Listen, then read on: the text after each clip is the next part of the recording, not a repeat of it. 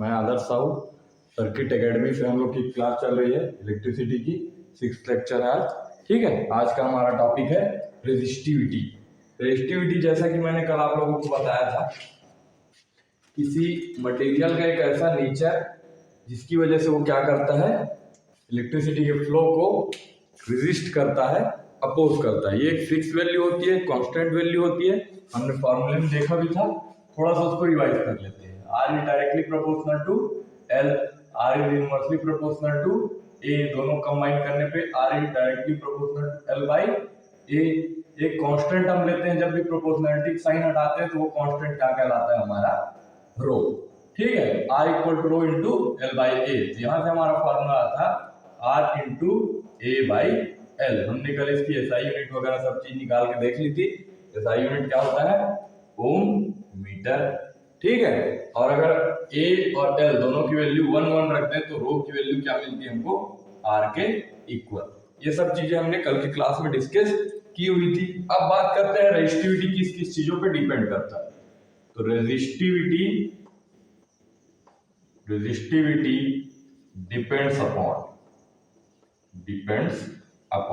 किनके किनके ऊपर रेजिस्टिविटी डिपेंड करता है, तो नेचर ऑफ द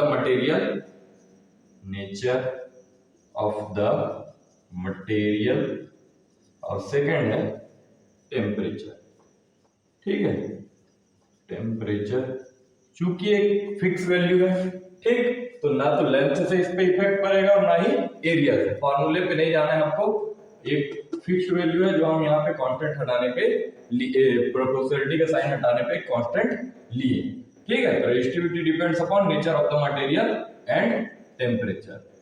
सॉरी, ये फर्स्ट होगा नेचर ऑफ द मटेरियल और सेकंड आपका टेम्परेचर। इन दो चीजों के ऊपर हमारी रेजिस्टिविटी क्या होगी, डिपेंड करेगी। और इसको एक और टर्म बोला जाता है स्पेसिफिक रेजिस्टेंस। ठीक है, देन उसके बाद हम आगे बढ़ते हैं।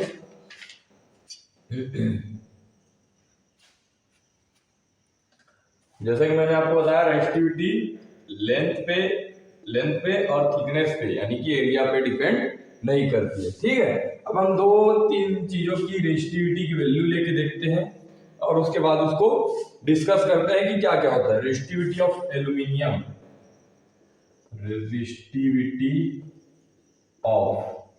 एल्यूमिनियम, और दूसरा हम लेंगे मैग्नीन, तीसरा हम ले लेंगे जर्मेनियम, और चौथा हम ले लेंगे इंसुलेटर जैसे कि ग्लास। ठीक है, ग्लास। ठीक, अब देखिए ये क्या है, हमारा कंडक्टर है ना, कल भी हम देखे हैं। ठीक, ये क्या है, एलॉय है। ये क्या है, सेमी कंडक्टर है। ठीक है, और ये क्या है, इंसुलेटर।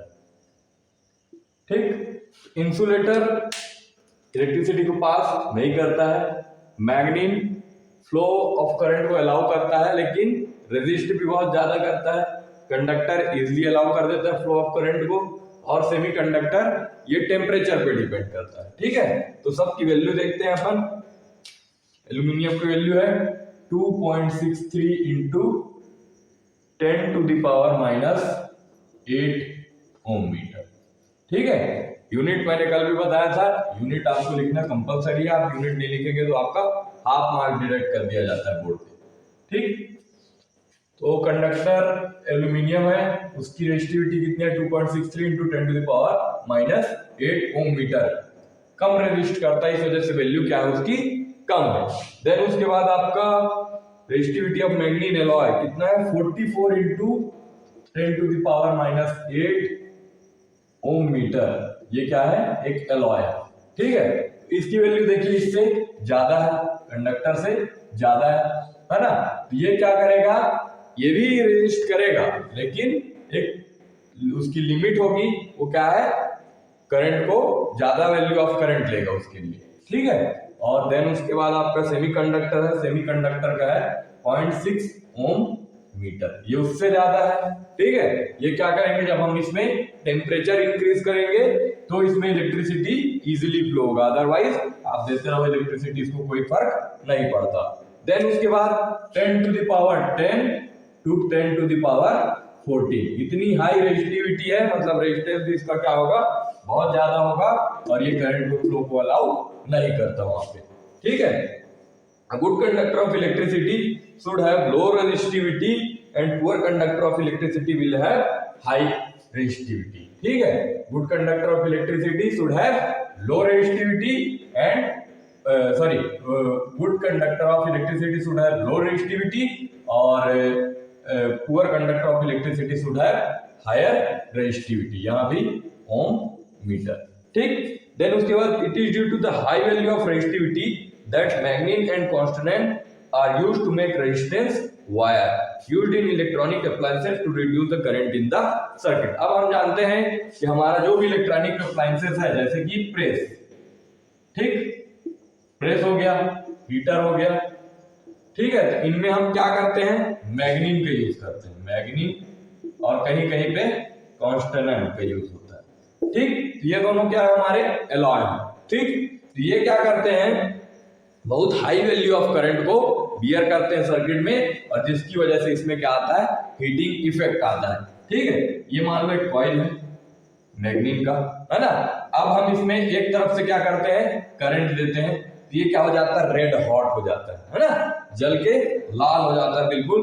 आप हीटर वगैरह देखे होंगे, आप लोगों के घर में यूज होता होगा, एकदम ये रेड हॉट दिखता है आपको। अगर आप गलती से उसको टच भी मत करिएगा, अगर आप टच कर देते हैं तो आपका बहुत बड़ा नुकसान है।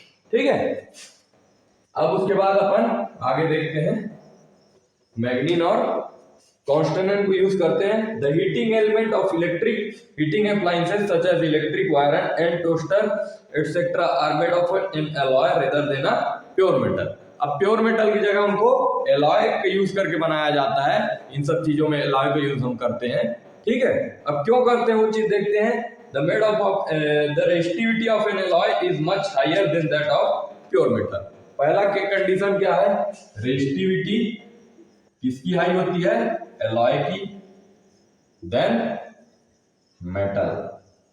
ठीक है, प्योर मेटल से, तो इसको ऐसा भी लिख सकते हैं अपन, रेजिस्टिविटी ज्यादा है किसकी, एलॉय की, किससे, रेजिस्टिविटी ऑफ प्योर मेटल या फिर metal.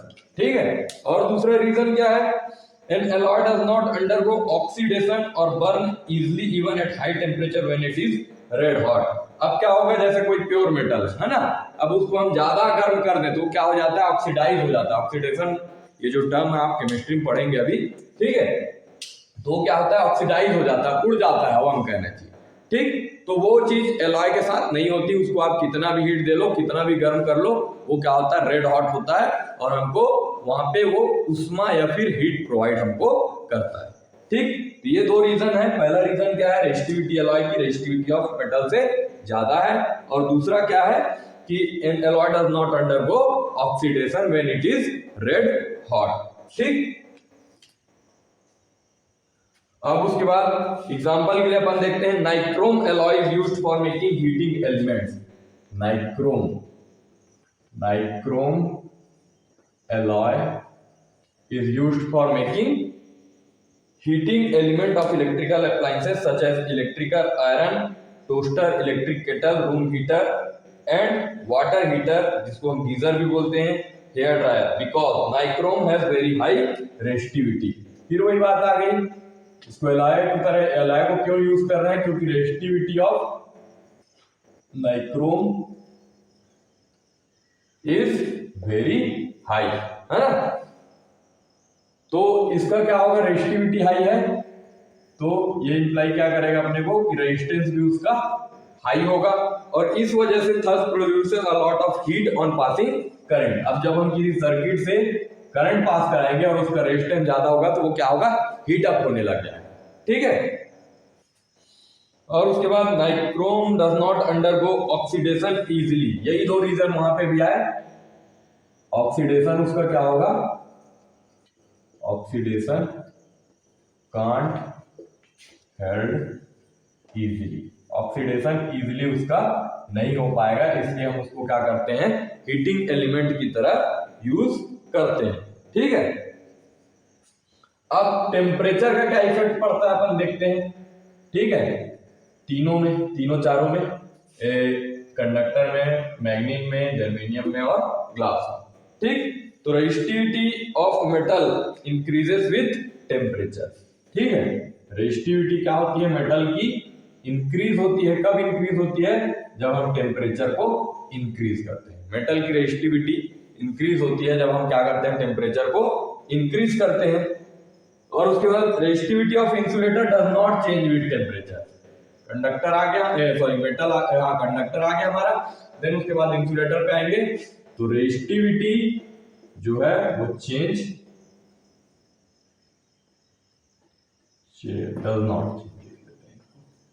Does not change with increase in temperature. मतलब रेजिस्टिविटी कोई फर्क नहीं पड़ेगा, जब आप टेम्परेचर को इंक्रीज करेंगे उसकी वैल्यू इतनी की इतनी रहेगी। इसी वजह से वो क्या करता है, इलेक्ट्रिसिटी को अलाउ नहीं कर पाता।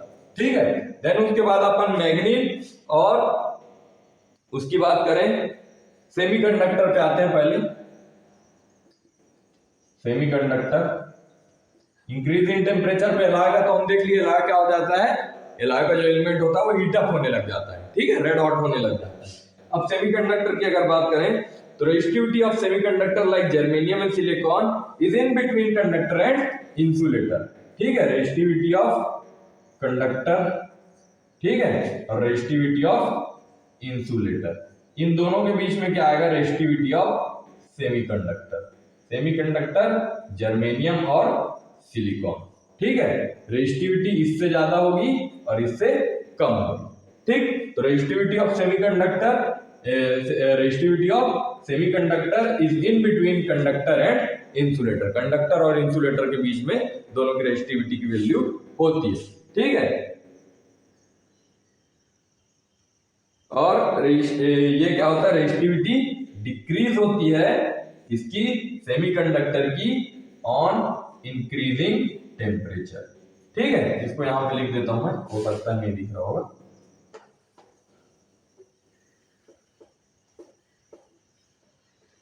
Resistivity of semiconductor is increasing with, मतलब रेजिस्टिविटी क्या होगी, सॉरी डिक्रीज होगी।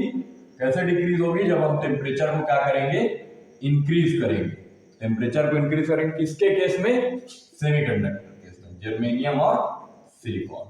ठीक है, और semiconductor used for making solar cell and transistor. अब सेमीकंडक्टर की यूज अपन कहां पे करते हैं, ट्रांजिस्टर और सोलर सेल बनाने पे। ठीक है, ये चीज हम आगे क्लासेस में जब इलेक्ट्रिसिटी को और एक्सपांड करेंगे तब हम इसको और अच्छे से देखेंगे। सेमीकंडक्टर को क्लास 12 में ये सिलेबस में टॉपिक अपना। ठीक है, तो जब 12th वाले सिलेबस में आएंगे तो वहां पे हम जर्मेनियम सिलिकॉन के बारे में पूरा डिटेल में पढ़ेंगे, तो वहां पे आपको कॉन्सेप्ट जो है और क्लियर हो जाएगा। ठीक है, थैंक यू।